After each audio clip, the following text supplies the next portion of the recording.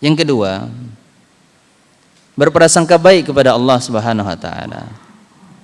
Berprasangka baik kepada Allah Subhanahu wa taala. Dari Jabir bin Abdullah, hadis yang sahih dikeluarkan oleh Imam Muslim, la yamutunna ahadukum illa wa huwa yuhsinu billahi dzan. Janganlah salah seorang di antara kalian meninggal dunia, mati, melainkan dia mati dalam keadaan berprasangka baik kepada Allah Subhanahu wa taala. Berprasangka baik kepada Allah adalah adanya rasa dalam hati bahwa Allah akan melapangkan segala urusannya dari segala kesusahan. Allah akan memberikan pengganti lebih baik dari apa yang menimpanya, sehingga dengan demikian akan menghadirkan sifat optimisme yang menjadikan hatinya lapang dari segala hal yang menghimpitnya dan menjadikan dia bahagia dari kesedihan yang telah merundung hatinya. Orang yang berprasangka baik kepada Allah Subhanahu wa taala, maka kebaikan itu yang akan Allah berikan kepadanya. Namun sebaliknya, jika dia berprasangka buruk kepada Allah Subhanahu wa taala, maka keburukan itu yang akan Allah balas untuknya.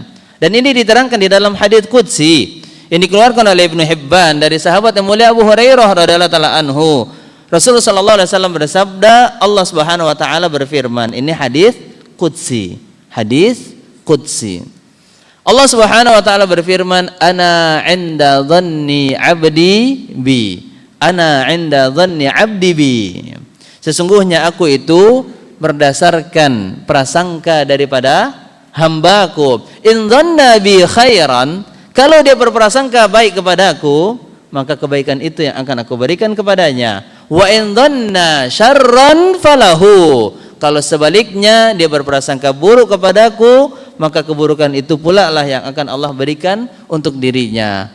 Maka dalam keadaan apapun kita berdoa, harus yakin doa kita ini diijabah oleh Allah Subhanahu wa taala. Jangan sampai kita berputus asa di dalam berdoa. Kita mengatakan sudah lama, bertahun-tahun, tapi doa yang sudah aku panjatkan kepada Allah Subhanahu wa taala tak kunjung pula diijabah, tak kunjung pula dikabulkan oleh Allah Subhanahu wa taala, sehingga dia berputus asa, kemudian dia meninggalkan upaya berdoa kepada Allah Subhanahu wa taala. Maka ini termaksud daripada berprasangka buruk kepada Allah Subhanahu wa taala. Padahal di dalam Quran, Quran surat Ghafir ayat 60, Allah Subhanahu wa taala mengatakan, wa qala rabbukum ud'uni astajib lakum, berkata Rabb kalian, berdoalah kepadaku, memintalah kepadaku, maka aku akan kabulkan. Maka yakini dengan baik bahwasanya doa kita ini pasti dikabulkan. Dan jangan pula pasrah, dan jangan pula pasrah. Ya Allah, kalau engkau mau kabulkan, alhamdulillah, tapi kalau tidak, ya enggak apa-apa ya Allah, ya jangan pula seperti itu. Atau dia berprasangka buruk, doanya ini tidak akan dikabulkan oleh Allah Subhanahu wa taala, maka benar-benar Allah tidak akan mengabulkan. Dia mengatakan mungkin Tuhan mulai bosan. Betul-betul Allah itu akan menjadi bosan untuknya. Maka lihat orang-orang yang tidak bertauhid makin aneh saja. Akal sehatnya pun mulai rusak, sehingga rumput yang bergoyang pun harus ditanyakan. Coba tanyakan kepada rumput yang ini kan tembang kenangan yang antum lakukan kan. Ya mungkin Tuhan mulai bosan, sebosan-bosannya Allah Subhanahu wa taala, sebanyak-banyaknya apa yang diminta oleh hambanya, sebanyak apapun yang diminta oleh hambanya, sesering apapun yang diminta oleh hambanya, sampai bahkan dia merengek-rengek meminta kepada Rabbnya Allah Tabaraka wa taala di dalam doanya, apakah Allah Subhanahu wa taala akan bosan? Maka jawabannya tidak. Jangan pernah samakan dengan sifat manusia. Manusia kalau sering diminta, maka suatu saat dia akan bosan, bahkan kesal, bahkan marah, bahkan dia tidak akan memberikan. Tapi kalau Allah Subhanahu wa taala makin diminta, maka dia makin suka. Bahkan kalau kita menangis, merengek-rengek, bahkan dia makin cinta dengan apa yang dilakukan oleh hambanya. Beda dengan manusia. Orang tua, lihat anak-anak kalau dia minta kepada orang tuanya, kemudian dia menangis-nangis, apa yang dilakukan oleh orang tuanya? Marah, kesel. Tapi beda dengan Allah Subhanahu wa taala, makin hambanya menangis, maka makin suka dan cinta Allah Subhanahu wa taala. Kenapa makin suka dan cinta Allah Tabaraka wa taala kepada hambanya tersebut? Karena dia tahu bahwasanya hambanya ini meyakini bahwasanya Rabbnya itulah yang bisa memberikan apa yang dia butuhkan, apa yang dia minta.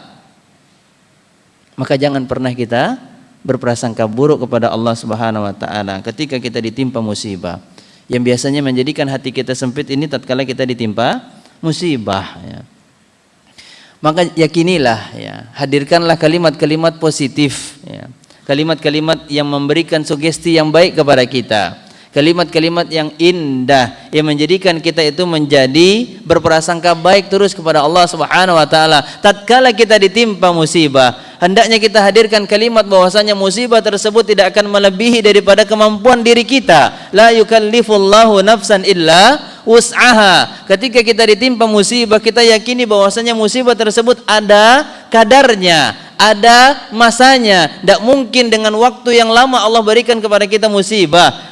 Inna ma'al usri yusra, inna ma'al usri yusra. Di balik kesulitan itu akan datang kemudahan, di balik kesengsaraan akan datang yang namanya kebahagiaan. Itu yang harus diyakini oleh seorang mukmin, dan keyakinan ini datang dari tadi poin yang pertama, tauhid kepada Allah Subhanahu wa taala. Kemudian yang kedua adalah berprasangka baik kepada Allah tabaraka wa taala. Orang yang bertauhid ketika dia ditimpa musibah, dia akan mengatakan bahwasanya musibah ini sebagai tanda cinta dari Allah tabaraka wa taala.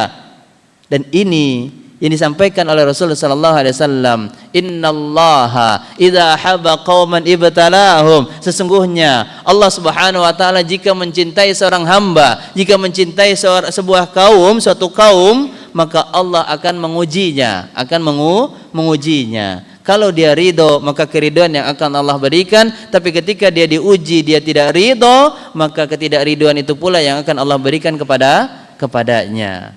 Maka tatkala kita ditimpa musibah besar ataupun kecil, berprasangka baiklah kita terus kepada Allah Subhanahu wa taala. Dengan kita berprasangka baik kepada Allah, maka kebaikan itu yang akan kita dapatkan. Namun sebaliknya, kalau kita berprasangka buruk kepada Allah Subhanahu wa taala, maka keburukan itu pula lah yang akan Allah timpakan kepada kita.